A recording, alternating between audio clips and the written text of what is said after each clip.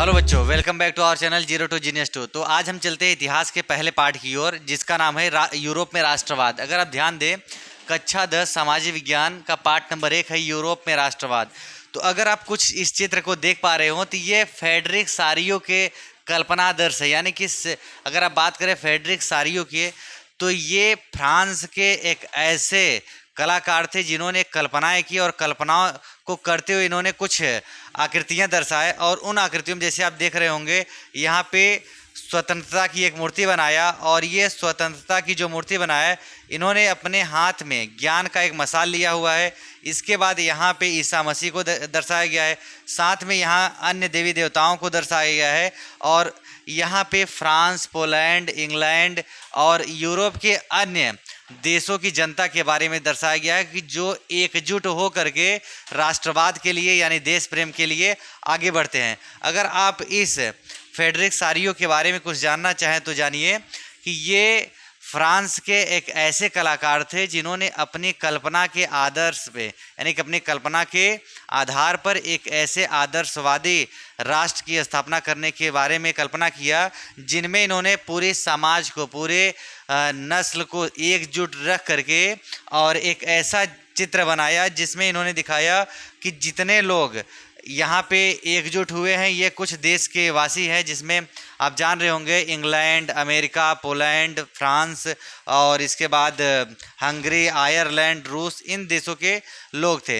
अगर आप इसके बारे में थोड़ा सा जानना चाहें तो अगले पेज पे देखने का प्रयास करें कि ये चित्र से क्या स्पष्टीकरण हो रहा है। इस चित्र में America, Switzerland, France, Germany, Austria, लंबार्डो, पोलैंड, इंग्लैंड, आयरलैंड, हंगरी, रूस आदि देशों को दर्शाया गया है।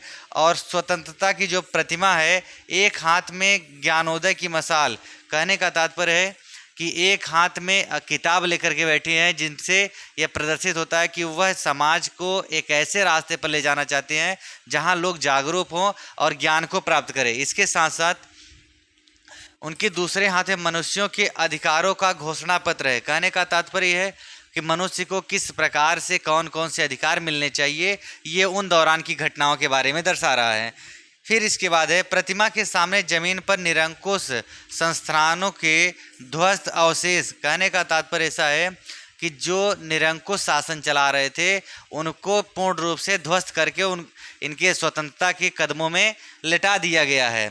इसके साथ फ्रांस के लोग अपने हाथों में क्रांतिकारी तिरंगा, जर्मनी के लोग काला, लाल और सुनहरा तिरंगा लिए हुए हैं, और ऊपर स्वर्ग से ईसा मसीह, संत और फरिश्ते इस दृश्य पर अपनी नज़र जमाए हुए हैं। अगर आप ध्यान दें तो यहाँ पे देखें ईसा मसीह और इसके साथ साथ अन्य फरिश्ते भी अपनी नज़र को धंसाए हुए हैं, यानी कि अपनी नज़र डाले हुए हैं और जनता को देख रहे हैं।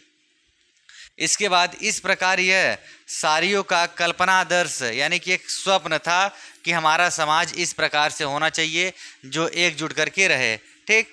और अगर आप ध्यान दें फ्रांस में क्यों आवश्यकता पड़ी एक राष्ट्रवाद की, इसका तात्पर्य है अगर हम बात फ्रांस की करें, फ्रांस की, तो सबसे पहले यूरोप महाद्वीप के फ्रांस में, यूरोप महाद्वीप के फ्रांस में ही यानी कि 1789 में पहली बार क्रांतियाँ की गई। पहली बार क्रांति का तात्पर्य हुआ कि लोग जागरूक हुए और लोगों में ये भावनाएं नजर आई कि हमको किस प्रकार से अपने देश में एकजुट रह करके कार्य को करना है और किस प्रकार से जो निरंकुश शासन व्यवस्थाएं चल रही हैं उनको ध्वस्त करना है, और ध्वस्त करके हम अपने एक समानता, अपने अधिकार के आधार पर अपने जीवन को आगे बढ़ा सकते हैं।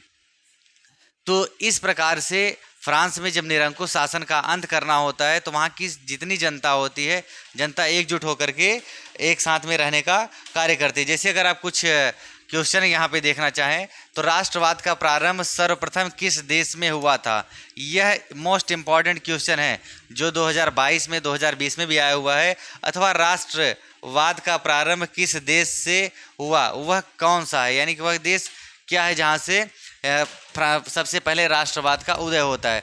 तो यहाँ पे ऑप्शन में इंग्लैंड, फ्रांस, अमेरिका। आप जानते होंगे कि फ्रांस, अभी बताया कि सर्वप्रथम फ्रांस में ही राष्ट्रवाद का उदय होता है, ठीक। अगर आप आगे बढ़ते हैं तो फ्रांस के बारे में कुछ वर्णन किया गया है, जैसे क्या है कि फ्रांसीसी क्रांति का प्रारंभ होता है 1789 में। 1789 की जो फ्रांसीसी क्रांति है, यह एक ऐसी महत्वपूर्ण क्रांति थी जो न केवल फ्रांस में बल्कि संपूर्ण संसार में, आप एक बात कहें तो पूरी दुनिया में अपने प्रभाव को छोड़ जाती है, जिससे सबसे पहले तो फ्रांस से शुरुआत होता है, लेकिन फ्रांस के साथ साथ यह अन्य देशों में भी चलता है, जैसे कि हमारे देश में भी आया था।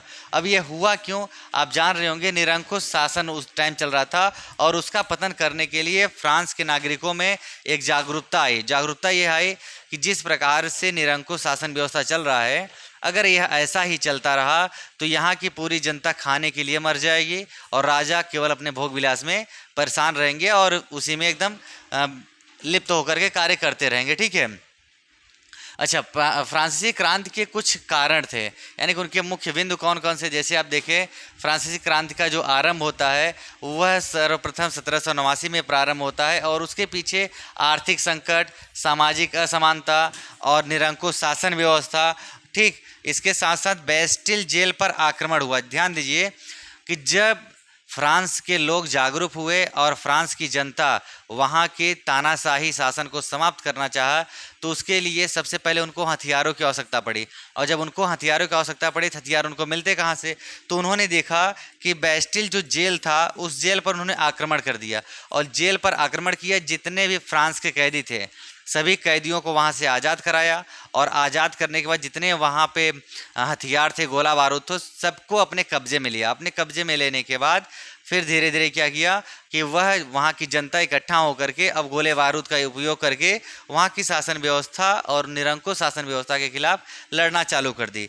इसके साथ साथ वहाँ मानवाधिकार की घोषणा हुआ कि भाई मानवाधिकार, हमारी भी एक अधिकार होती है कि किस प्रकार से समाज में हमको रहना है और कौन कौन से हमको अधिकार प्राप्त होते हैं। तो इस प्रकार से आगे बढ़ते चलते हैं। और फ्रांसीसी क्रांति के मुख्य बिंदु कौन कौन से थे। सबसे पहले अगर आप बात करें लुई 16वां का शासन। लुई 16वां ये बुर्बो वंश का शासक था, ये बुर्बो वंश का शासक था और राजा लुई 16वां 1792 में संवैधानिक राजशाही को उखाड़ फेंकने के बाद उसको फांसी दे दिया गया। कहने का तात्पर्य है कि जिस प्रकार से बुर्बो वंश का आखिरी शासक लुई 16वां था, यह लुई 16वां इतना अत्याचार करना चालू किया कि वहाँ की पूरी जनता परेशान होने लगी। जब जनता परेशान होने लगी तो जनता में क्रांति लाने की भावना आई और जब क्रांति लाने की भावना आई तो 1792 ईस्वी में इसको फांसी पर चढ़ा दी गया। इसको ही नहीं, इसके साथ साथ इसकी पत्नी को भी चढ़ा दिया गया फांसी पे। और इसके साथ साथ फ्रांस के जितने भी जनता थी, सारी जनता एक हुई और इसका प्रभाव क्या हुआ कि फ्रांसीसी क्रांति ने यूरोप में और दुनिया भर में राजनीतिक और सामाजिक बदलावों को प्रेरित किया। इनके उदार लोकतंत्र के विचारों को बढ़ावा दिया और इसके साथ साथ फ्रांस में एक गणतंत्र की स्थापना किया। गणतंत्र का तात्पर्य है कि वहाँ का जनता ही वहाँ का शासक बनेगा और जो जनता के द्वारा चुन करके आएगा वही शासन करेगा।